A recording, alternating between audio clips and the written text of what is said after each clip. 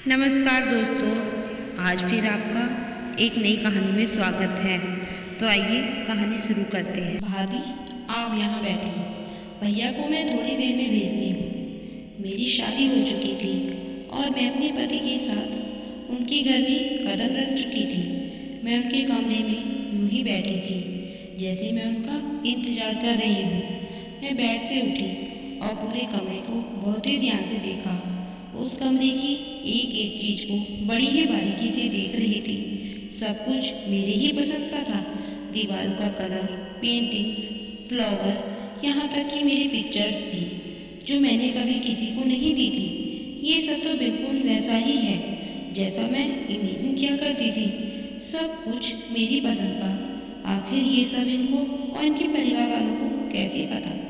मैं ये सब सोच ही रही थी कि दरवाजे के खुलने की आहट से मेरा ध्यान दरवाजे पर गया। सामने आकाश जी यानी मेरे पति खड़े थे। आराम से, कोई जल्दी नहीं है। मैं जानता हूँ कि आप अभी मुझे बिल्कुल भी नहीं पसंद करती। कोई बात नहीं, आप थोड़ा वक्त लीजिए, सोचिए, जानिए मुझको, फिर हम इस रिश्ते को आगे बढ़ाएंगे। आप यहाँ कंफर्ट तो है ना? अगर कोई दिक्कत या किसी भी चीज़ की ज़रूरत होगी तो बता दीजिएगा। आप कम से कम कपड़े चेंज कर लीजिए। कब से इतना भारी लहंगा पहनी हुई है, थक गई होंगी आप। चेंजिंग रूम इधर कबर्ड के बगल में है। आप जाइए, कंफर्ट हो तो वो कपड़े पहनिए। वो बोलते जा रहे थे और मैं सिर्फ हमें हाँ हिलाती जा रही थी। अब जाइए भी, कपड़े बदल लीजिए। तब तक मैं आपके सोने के लिए बेड तैयार कर देता हूँ। मैं अंदर तो चली गई, पर मुझे ये नहीं समझ आ रहा था कि मैं क्यों उनकी बातों पर अपनी सहमति ही क्यों जता रही थी। वो जो भी कह रहे थे, जो भी करने के लिए कह रहे थे, मैं ऐसे ही चुपचाप बस उनकी हाँ में हाँ मिलाए जा रही थी। क्या हो गया था मुझे उस वक्त? उफ! जोर से हाथ झटक कर मैं कपड़े बदलने लगी। जब बाहर आई तो देखा कि वो मेरे लिए बिस्तर लगाने के बाद दीवान पर अपना बिस्तर लगा रहे थे। आ गई आप? आपका बिस्तर लगा दिया है। आप वहाँ आराम से सो जाइए और किसी भी चीज़ की आवश्यकता हो तो मुझे आवाज़ लगा दीजिएगा। मैं यहीं दीवान पर सोने जा रहा हूँ। अब आप बिल्कुल रिलैक्स कीजिए और सो जाइए। Good night.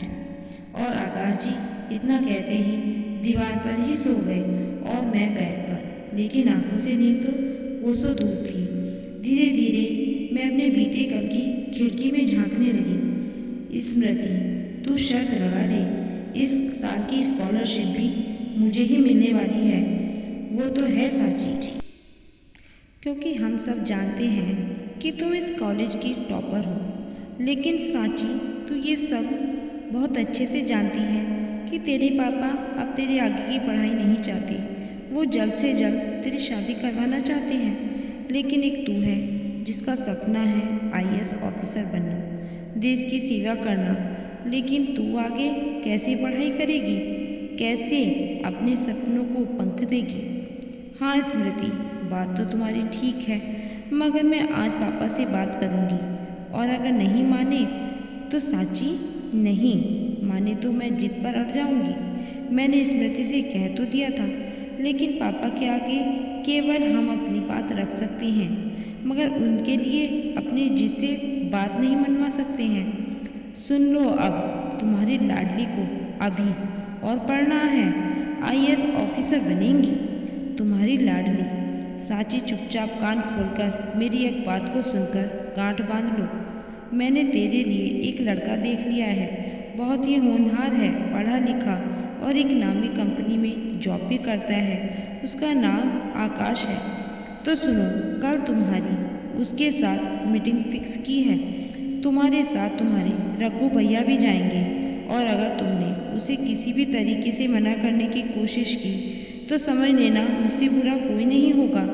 मुझे नहीं मालूम था कि मेरे आगे की पढ़ाई की बात चलाने से घर में इतना बड़ा बवाल खड़ा हो जाएगा और पापा तो सीधा मुझे लड़के से मिलने का आदेश ही दे देंगे। लेकिन अगले ही दिन रघु भैया ने मुझे जबरन उस लड़के से मिलवाने के लिए ले गए।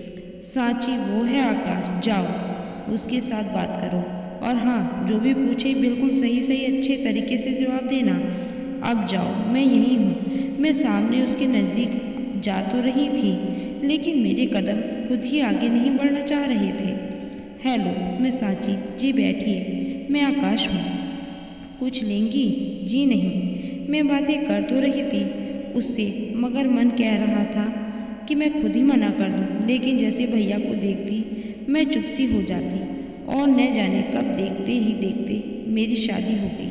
खट खट खट। दरवाजे पर खटखटाहट से मैंने अपने बीते कल की खिड़की को बंद कर दिया और मैं वर्तमान में लौट आई। घड़ी देखी तो सुबह के 7 बज चुके थे।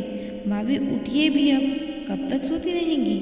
माँ बहुत देर से आपकी राह देख रही है, कीर्ति दरवाजे को पीटते हुए बोले जा रही थी। भैया भी कब से उठ चुके हैं, कीर्ति के कहते ही मैंने दीवान की ओर देखा तो आकाश जी सच में उठ चुके थे। हाँ, बस थोड़ी देर में आई। तुम जाओ, मैं तैयार होकर आ रही हूँ। मैं नीचे गई तो देखा आकाश जी की माँ आंखें तरेर तरेर के खड़ी हैं। फिर आकाश जी को देखकर उनके चेहरे का भाव भी बदल गया। उनके चेहरे पर से शहद और चाशनी का ऐसा मिश्रण देखते ही बनता था। मैं जल्दी से उनके पैर छूने के लिए बढ़ी, तभी सांची बहू, बेटा कोई इतनी देर तक सोता है? मैं जब शादी करके इस घर में आई थी तब न मैं सुबह के 4 बजे ही उठ जाती थी और सबसे पहले नहा धोकर पूजा घर में पहुंच जाती थी। सुबह का दिया मेरे घर में 5 बजे ही जल जाता था और तुम तो कम से कम 6 नहीं तो 7 बजे तक ही जला दिया करो। मैं आकाश जी का मुंह देखने लगी। अरे माँ, अभी तो सांची इस घर में आई है, पहले इसे इस घर में ढल तो जाने दो, फिर देखना ये खुद अपने आप ही इस घर की जिम्मेदारी बखूबी संभाल लेगी। मैं तो बस उनको देखती ही रह गई। अच्छा सांची सुनो, 2 घंटे में तैयार हो जाओ, हमें कहीं बाहर जाना है। फिर मैंने हाँ में सिर हिला दिया। उफ, ये मुझे बार बार क्या हो जाता है? मैं उनके और उनके घर वालों के सामने क्यों कुछ नहीं बोल पाती हूँ? मैंने क्यों नहीं कह दिया कि मुझे आपके साथ कहीं नहीं जाना?